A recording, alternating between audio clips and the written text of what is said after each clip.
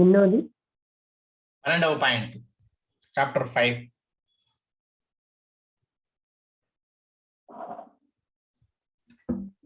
అన్నిటా madam 11th అయిపోయింది, 12th నుండి start చేయాలి. అలాగే. ఓం గురుభ్యో నమః. Dasbodh 1st January 2022, page number 465, point number 12 of chapter 5, దశక 19. Wish you happy new year all of you.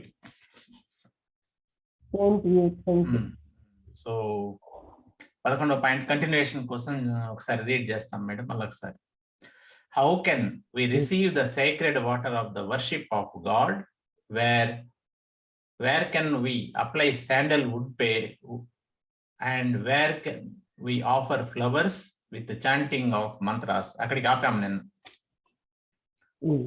Therefore, without body, there is much difficulty and everything becomes a problem. Only because of body, it is possible for all things to happen.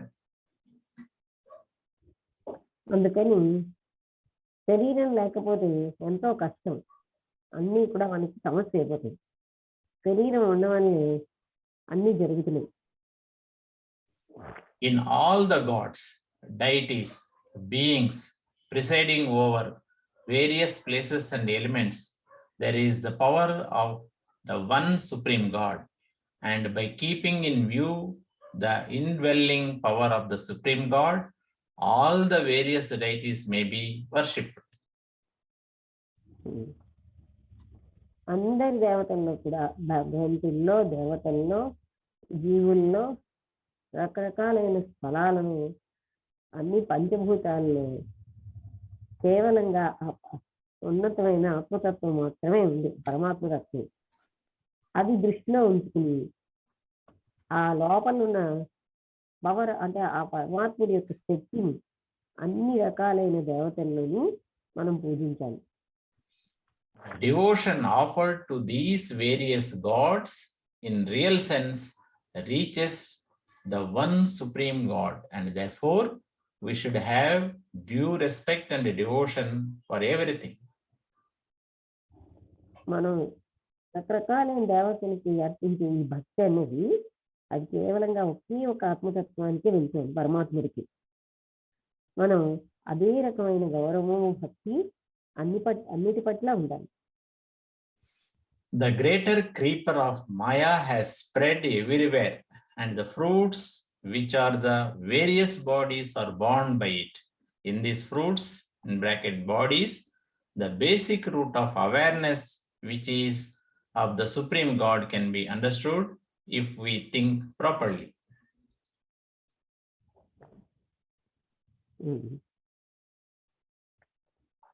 అంటే గొప్ప లత అంటే లాంటి మాయవి అన్ని చోట్ల వ్యాపించి ఉంటుంది. దాని ఫలితాలు అది రకరకాలైన శరీరాల్లో దాని వల్లనే వస్తున్నది. ఈ శరీరాల్లో మూలమైనటువంటి రూట్ ఆఫ్ అవేర్నెస్ అంటే ఎరుక అనే దాంతో అదే పరమాత్మ తత్వం ఏంది. అప్పుడు దాంతో మనం అవగాహన చేసుకుంటున్నాం. మనం జాగ్రత్తగా ఆలోచిస్తే అంతటిలో ఎరుక రూపంలో వ్యాపించి ఉన్న పరమాత్మ తత్వాన్ని వల్లే అంతా మనకి అర్థమవుతుంది. Therefore, we should not neglect the devotion. Whatever is to be discerned should be seen here only, and if our thinking tallies, we should remain quiet in our contentment. అందుకని మనం భక్తిని మనం ఎప్పుడూ కూడా నెగ్లెక్ట్ చేయకూడదు. అది ఏ విధంగా ఉన్నా సరే అది ఓన్లీ అంటే ఇక్కడ ఎలా చూడాలంటే అంటే షుడ్ బి డిసర్న్డ్. అంటే డిసర్న్ అంటే ఏంటంటే వివేకం అన్నారు. దాని వివేకం డిసర్న్మెంట్ అంటే వివేకం అని ఒకసారి చూసాం.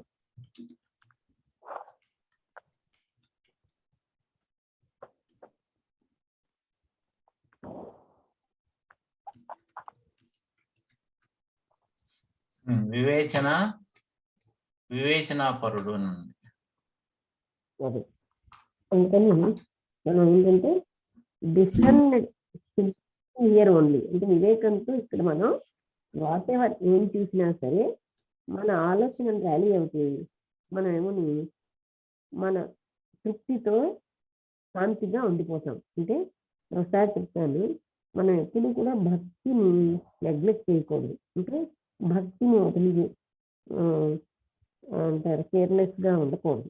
కేర్లెస్ అన్న పదానికి తెలుగులో ఏంటంటే శ్రద్ధారహితంగా.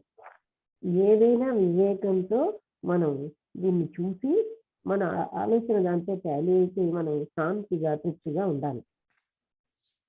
People foolishly renounce family life and wander searching for God, and they fall into doubt at every step. ప్రజలు చాలా మూర్ఖంగా కుటుంబ జీవితాన్ని త్యాగం చేసేస్తారు. ఇటు అటునేమో భగవంతుని వెతికి తిరుగుతూ ఉంటారు. అండ్ ప్రతి స్టెప్ లో వాళ్ళు సందేహంతోనే ఉంటారు. They see the people doing rituals or go to see the gods in sacred places in various towns, etc.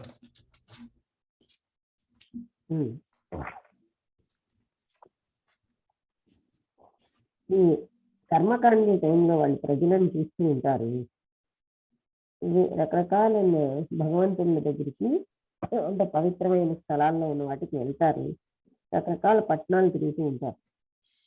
Or they hear about various incarnations of gods and decide to worship them, but all this is a matter of bygone times. లేకపోతే వాళ్ళు రకరకాలైన భగవద్ అవతారాలని వాళ్ళని పూజించాలని అనుకుంటారు. ఇదంతా కూడా అయిపోయిన కాలం యొక్క సంగతి. They listen to the greatness of Brahma or Vishnu or Shankara and say that the particular God is the greatest, especially strong, etc. But they must see the Lord of the world who is beyond all attributes. వాళ్ళు బ్రహ్మ, విష్ణు, శంకరుల యొక్క మహత్యాన్ని తెలుసుకుంటారు. ఇంకా ఏం చెప్తారంటే ఈ particular భగవంతుడు చాలా గొప్పవాడు, ముఖ్యంగా చాలా బలవంతుడు సుమా. కానీ వాళ్ళు ఏం చూడాలంటే ఈ జగత్తుక ప్రభు అనేవాడు ఆయన అన్ని గుణాలకి అతీతుడిగా ఉన్నాడని. If you say that as the Lord of the world has no attributes like space and shape, how can one worship him? You will fall further into a confused state. But if you think about the process of becoming many from one, you will understand.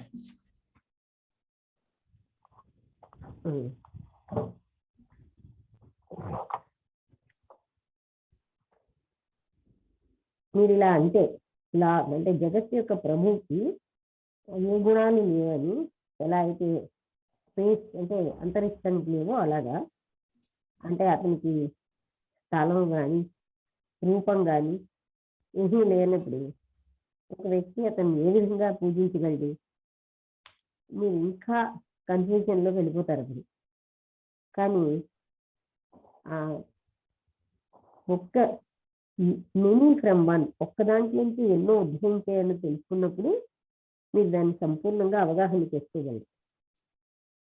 Then again, there is the question as to how we can purify it if God is not visible and we cannot see him. Here, the saints who are blessed come to your aid because they know this all very completely.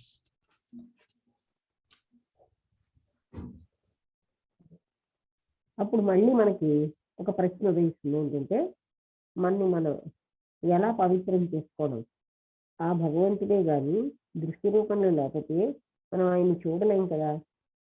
ఇక్కడ ఆ మహాత్ములు ఎవరైతే మీకు సహాయం చేయడానికని వచ్చారో వాళ్ళకి అన్నీ తెలుసు. వాళ్ళకి సంపూర్ణంగా అన్ని తెలుసు కనుక వాళ్ళు సహాయం చేయడానికి వస్తారు.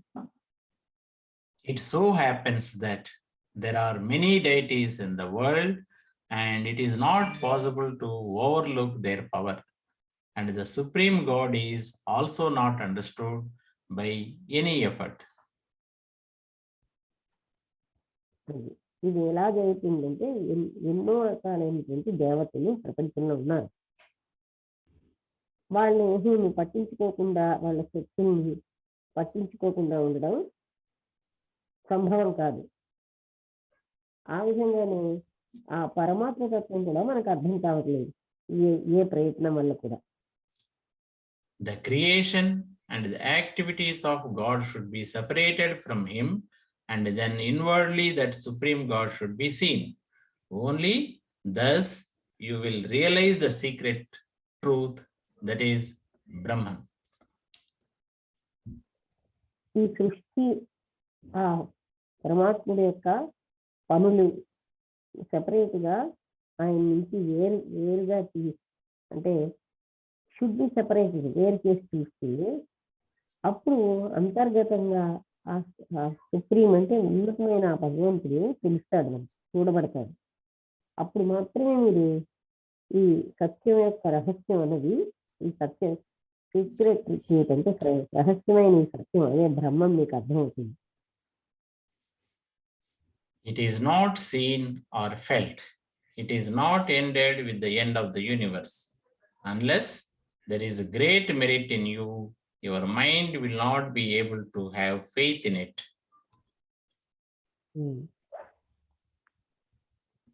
అది చూడబడదు, అనుభవించబడదు. ఫైట్ అంటే అనుభూతి చెందడం. ఇదేమో జగత్ అంతమైన అది అంతమోదు. నీకు ఎంతో పుణ్యం ఉంటే కానీ నీ మనస్సు అందులో విశ్వాసం కలిగి ఉండదు.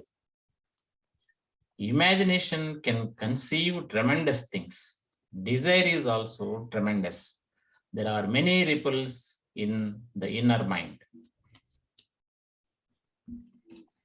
ఊహ అనేది ట్రెమెండస్ అద్భుతమైన విషయాలు చేస్తూ ఉంటుంది. కోరిక కూడా చాలా అద్భుతమైంది. అదే అంతర్గతమైన మనసులో ఎన్నో చిన్న చిన్న అలలు ఉంటాయి. Therefore, you should know that only the one thing which is beyond all imagination is eternal. It is called unending because it has no end. అందువలన ఒకే ఒకటి అన్నిటికీ అతీతమైంది, అది మాత్రం అది ఊహకంతటికీ అతీతమైంది, అదే శాశ్వతమైంది. ఇది అనంతమైనదిగా పిలువబడుతుంది, ఎందుకంటే దానికి అంతం లేదు. This should be seen by the eyes of knowledge, and you should remain in that state only. By constant meditation and by renunciation, you should be united to it. జ్ఞానం అనేటటువంటి కళ్ళతో దీన్ని చూడాలి. మీరు ఆ స్థితిలోనే ఎప్పుడు ఉండాలి. నిరంతరాయమైన ధ్యానం ద్వారా, అదేవిధంగా త్యాగం ద్వారా మీరు దానితో ఒకటైపోగలరు.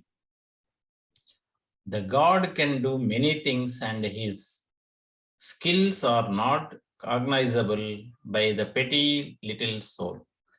But by self-experience and in the company of saints, the state can be established inwardly. ఆయనకున్న నైపుణ్యాలతో ఆ భగవంతుడు ఎన్నో విషయాలు చేయగలడు. వాటన్నిటిని మన చిన్న మనస్సులతోటి, మనకున్న చిన్న ఆత్మతత్వంతో మనం వాటిని పోల్చుకోలేము. కానీ ఆత్మానుభూతి ద్వారా, మహాత్ముల సాంగత్యంతో ఆ స్థితిని మనం అంతర్గతంగా స్థిరపరచుకోవచ్చు. Thus, this is the settled state and settled movement. If you know this, you can avoid degradation. With the grace of the Guru, the liberation is attained in no time. ఈ విధంగా చాలా సూక్ష్మతరమైన స్థితి, సూక్ష్మతరమైన కదలిక కూడా. ఇది కానీ ఒకవేళ మీకు తెలిస్తే మీరేంటంటే పతనం అన్నది పోగొట్టుకోగలరు. ఆ గురువు యొక్క దయతోటి ముక్తి అన్నదాన్ని ఏమి అంటే వెంటనే పొందగలరు, నో టైం అంటే. ఈ విధంగా 19వ దశక దాసబోధలో 19వ దశకంలో గురు శిష్య సంవాదంలో 5వ చాప్టర్ అయినటువంటి శరీరం యొక్క ప్రాముఖ్యత అన్నది ఇక్కడితో అయిపోయింది.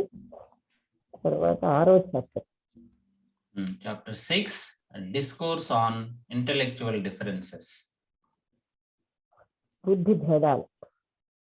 Sri Ram, people give respect to him who is prudent as well as spiritual by nature because he thinks deeply and does not commit mistakes.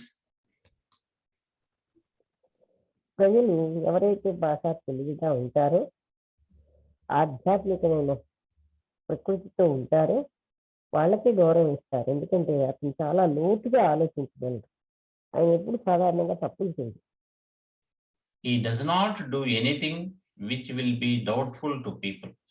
He pre-plans the beginning and the end of every job.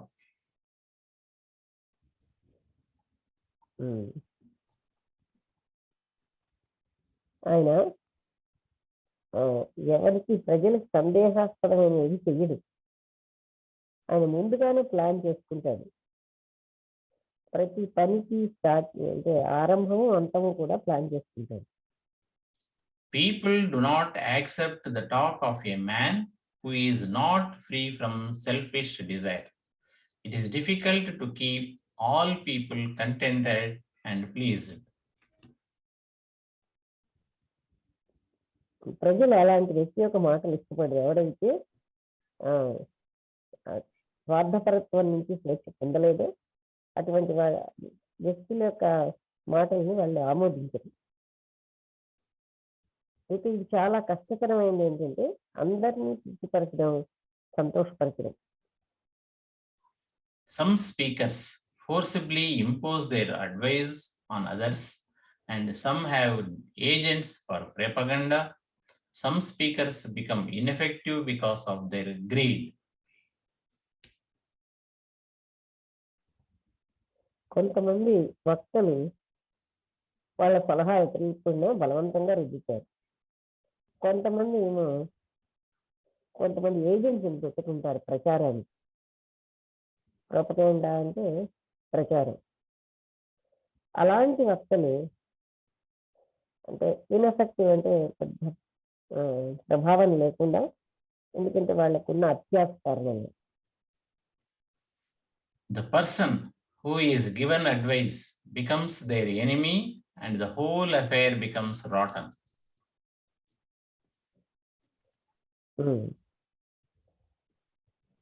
ఏ వ్యక్తి అయితే సలహా ఇవ్వబడతాడో అతను వాళ్ళకి శత్రువుగా అయిపోతాడు. అప్పుడు మొత్తం విషయం అంతా కూడా పాడైపోతుంది. Sometimes a brother gives spiritual initiation to his brother, but gradually they both misbehave and are ridiculed. We should not postulate any of our great qualities in the persons acquainted with us. ఒక్కొక్కసారి ఒక సోదరులేమో ఆధ్యాత్మికమైనటువంటి అంటే దీక్షను ఇవ్వచ్చు తన సోదరుడికి, కానీ క్రమేణా వాళ్ళిద్దరూ కూడా తప్పుగా ప్రవర్తించి హాస్యాస్పదం అయిపోతారు. అందుకని మనకున్న ఏ గొప్ప లక్ష్యాన్ని acquired with us to the persons acquired, మనతో పాటు సంపాదించిన ఏ వ్యక్తుల్లో we should not postulate any of our great qualities. Postulate అంటే చూపెట్టుకోవడం కదా. In the persons great qualities in the persons acquired with us, మనతో పాటు వచ్చినటువంటి వాళ్ళలో మనం మహత్తరమైన లక్షణాలని చూడలేము అని చెప్తారా మేడం? చెప్పండి. అదే చెప్పాలి. ఒక్కొక్కప్పుడు ఒక సోదరుడేమో క్రమేణా ఇతర సోదరులకు దీక్ష ఇవ్వచ్చు అనమాట. కానీ క్రమంగా ఏం జరుగుతుందంటే వాళ్ళిద్దరూ కూడా తప్పుగా ప్రవర్తించి హాస్యాస్పదంగా అయిపోతారు. మనం మన యొక్క గొప్ప లక్షణాలను ఇన్ ద పర్సన్స్ పాయింట్ మనతో ఉన్న వ్యక్తుల యొక్క గొప్ప లక్షణాలని మనం ఊహించలేం, మనం ఇది అని చెప్పలేం.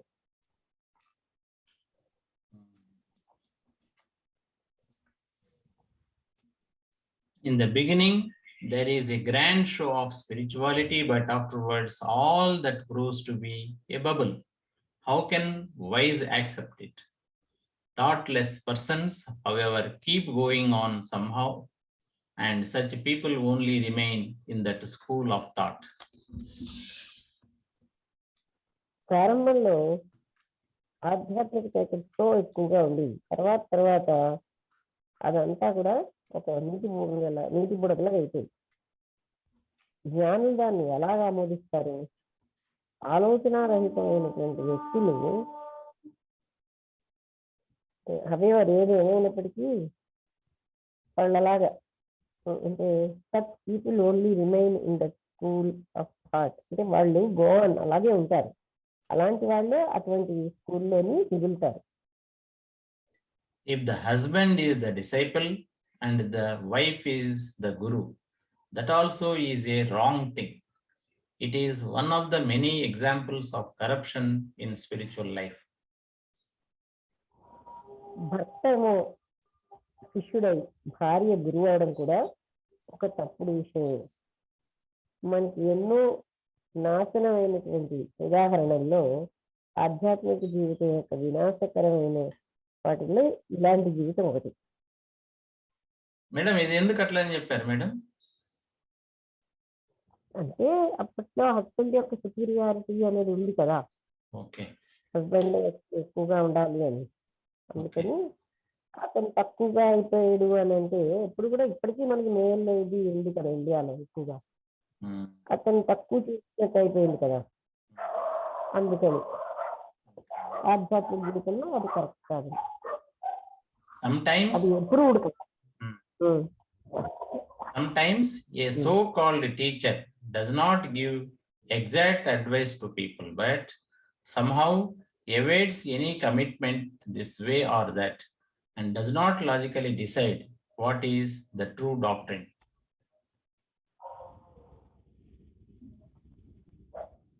ఒక్కొక్కప్పుడు గురువు అనే చెప్పబడే అతను సరైనటువంటి సలహా ఇవ్వకపోవచ్చు ప్రజలకి, కానీ ఏదో లాగా కమిట్మెంట్ ఉంది, ఏదో ఇది అది చెప్పి దాటివచ్చు. ఆయన లాజికల్ గా నిజమైనటువంటి సిద్ధాంతం ఏంటి అని డిసైడ్ చెయ్యలేదు, అంటే నిర్ణయించలేదు. Sometimes such a man eccentrically holds on to certain opinion and does not follow the advice of prudence or common sense. Such men are not sages of any foresight.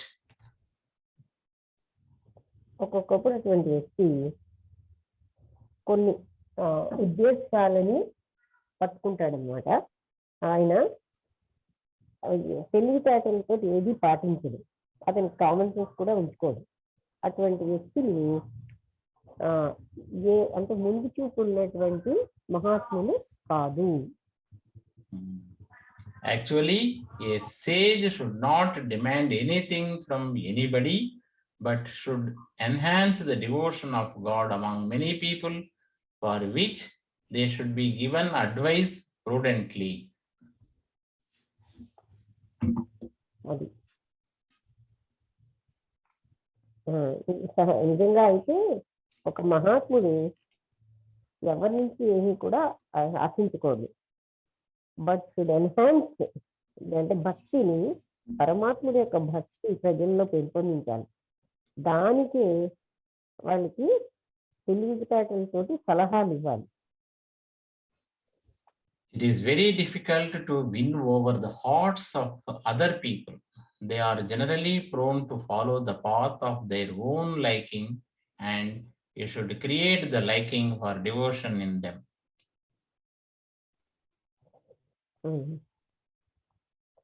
ఇది ప్రజల యొక్క హృదయాలు గెలుచుకోవడం చాలా కష్టం. సాధారణంగా వాళ్ళకి ఇష్టమైన మార్గాన్ని వాళ్ళు ఎంచుకుంటారు. ఆయనకి అందుకని మీరు వాళ్ళకి ఏది ఇష్టమో అందులోనే భక్తిని పెంపొందించాలి. If a Turk is made the Guru and the low caste people are his disciples, then that whole group is spoiled because of ignorance and uncleanliness, ఇప్పుడు etc. ఇది కూడా అలా ఎందుకంటే మరి క్యాస్ట్ తో సంబంధం లేదు కదా. జాతిలో పూచో సాధుక పుచ్చులిద్యే జ్ఞాన్ మూల్ కరో తలవారిక పడారహందో జ్ఞాని కబిర్దాస్ చెప్పినట్టుగా సాధు యొక్క అంటే జ్ఞాని యొక్క కులం అడగకూడదు అంటారు. మరి ఇక్కడ అలాగా అంటే ఒక it is very difficult to win over the I think కదా if a Turk is made the guru and low caste people are his disciples. అంటే ఒక టర్క్ అంటే ఎవరో మరి ఆ క్యాపిటల్ ఉంది కదా జాతేమో గురువుగా చేసాం అనుకోండి. టర్క్ అంటే ఉన్నా ఏంటో మరి నాకు అర్థం కావట్లేదు. అతను అంటే తక్కువ చేస్తున్న ప్రజల్ని ఆయన యొక్క శిష్యులుగా చేస్తే ఆ మొత్తం ఆ గ్రూప్ అంతా కూడా పాడైపోయింది. ఎందుకంటే అక్కడ అజ్ఞానము శుభ్రత లేకపోవడం వల్ల పక్కన వాడు కూడా లేకేస్తున్నాడు. ఎందుకంటే గొడవ అని కూడా ఉండొచ్చేమో మేడం. అజ్ఞానం It is advisable to form groups of Brahmins of good character, respect, and honor the groups of devotees.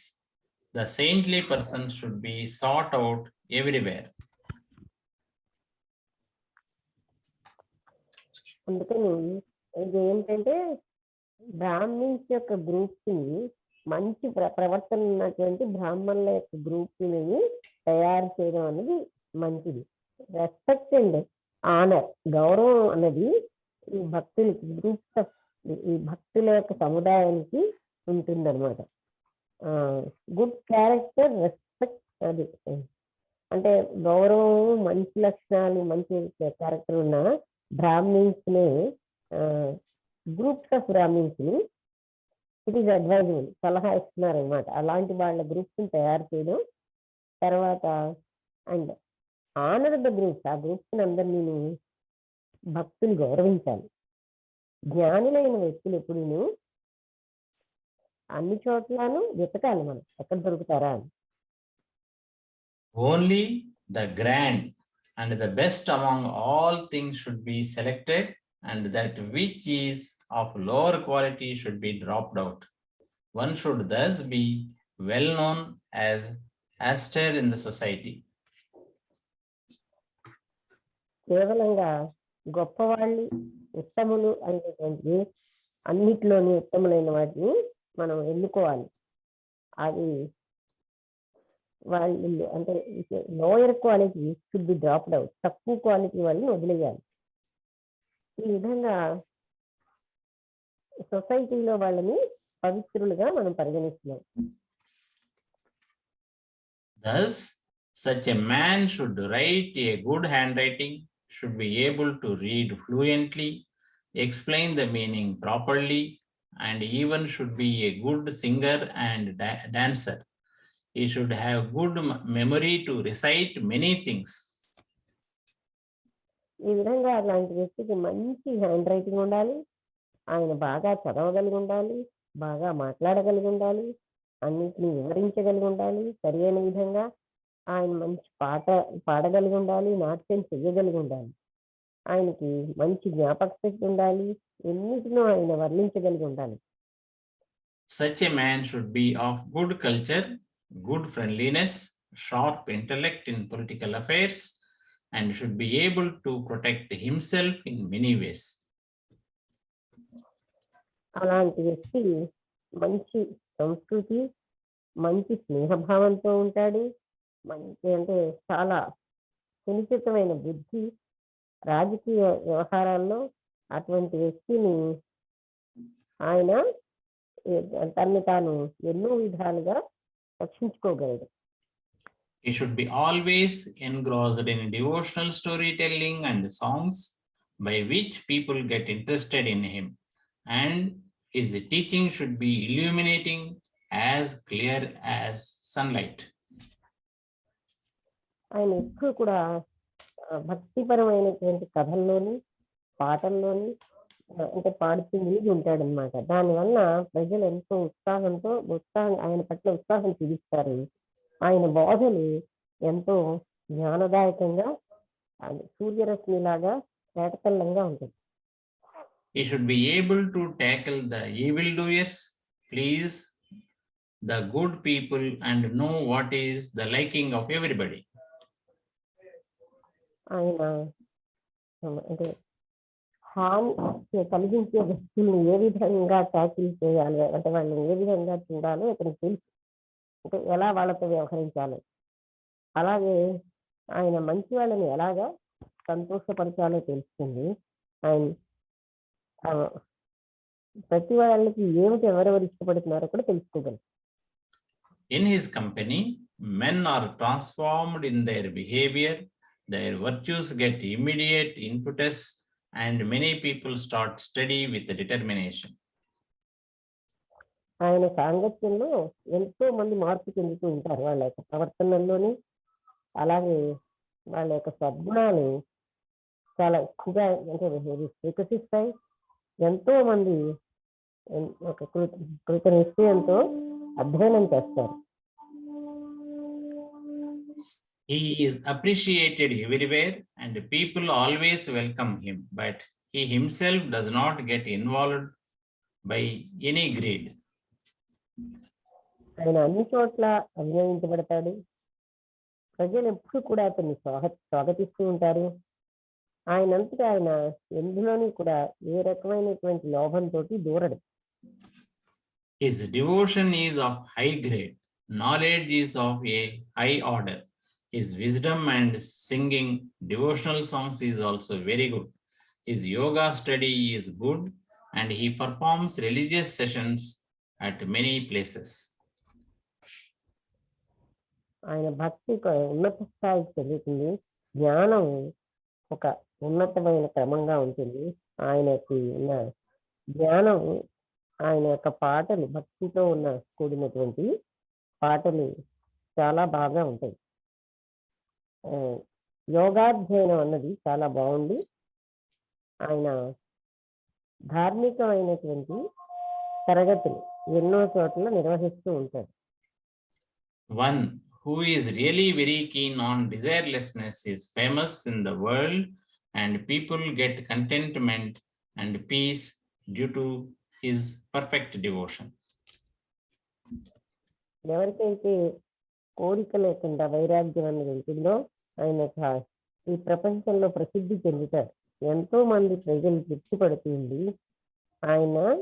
ఆయన యొక్క సంపూర్ణమైన భక్తితో వాళ్ళు శాంతిని పొందుతారు. Fame cannot be attained unless there is some special quality of higher life in you.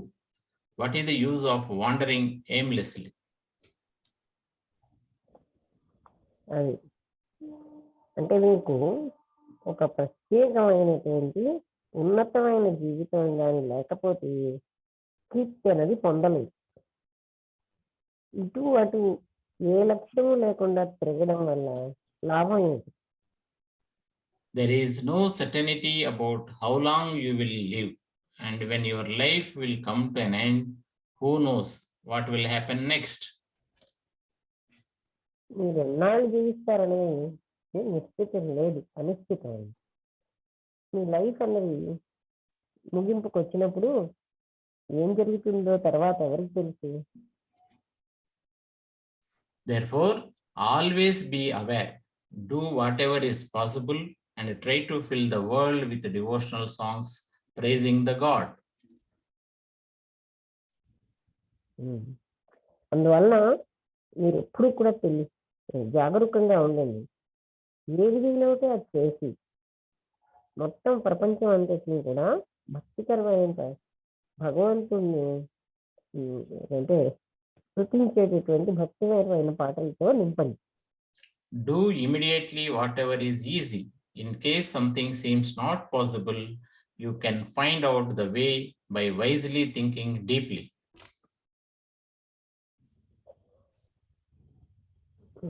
వెంటనే ఏదైతే సులువుగా ఉందో అదే చేయండి. మీరు ఒకవేళ మీకు కష్టంగా ఏదైనా మీకు సంభవంగా లేకపోతే బాగా జ్ఞానంతో ఆలోచించడం వల్ల లోతుగా అది మీకు అర్థం మీరు కనుక్కోగలరు. Really, there is nothing impossible to do if proper thought and discrimination is used. In solitude, discrimination and meditation can give the necessary knowledge. నిజం చెప్పాలంటే అసాధ్యమైన ఏది కూడా సరైన ఆలోచన వివేకం పెడితే మనకి అసాధ్యమైనది ఏది ఉండదు. ఏకాంతము వివేకము ధ్యానము అనేవి నెసెసరీ కావలసిన జ్ఞానాన్ని ఇస్తాయి. What will be wanting? Where there is continuous thought and management of everything, and without aloneness, how can anyone think intelligently? Madam, 1.5 minutes ఉంది, అది మీరు కంటిన్యూ చేసేసేయండి 2 పాయింట్లు. వాంటింగ్ ఎక్కడైతే కంటిన్యూస్ అయినటువంటి అంటే నిరంతరాయమైన ఆలోచన మేనేజ్మెంట్ అంటే ప్రతిదాన్ని మేనేజ్ చేయగలిగేసి ఉన్నప్పుడు ఇంకా ఏమి కావాలి అక్కడ అన్ని వాళ్ళు చేయగలరు. ఒంటరితనం అనేది లేకుండా ఏ ఒక్క వ్యక్తి అయినా సరే తెలివితేటలతో ఎలా ఆలోచించగలరు. తర్వాతది ఒంటరితనంలో మీరేంటంటే ఈ వచ్చే ఫలితాలన్నిటినీ సమస్యలని మీరు ఆలోచించగలరు. అప్పుడు ఆలోచించి ఆత్మని తెలుసుకోగలరు.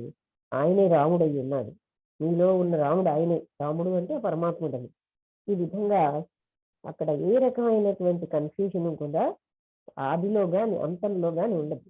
ఈ విధంగా దాసబోధలో 19వ దశకంలో గురు శిష్య సంవాదంలో 6వ చాప్టర్ అన్నమాట. అది తెలియైనటువంటి ఇంటెలెక్చువల్ బుద్ధి భేదాలు అనే దాని మీద ప్రవచనం ఇక్కడతో అయిపోయింది. అందరికీ నమస్కారం. గుడ్ నైట్ అందరికి.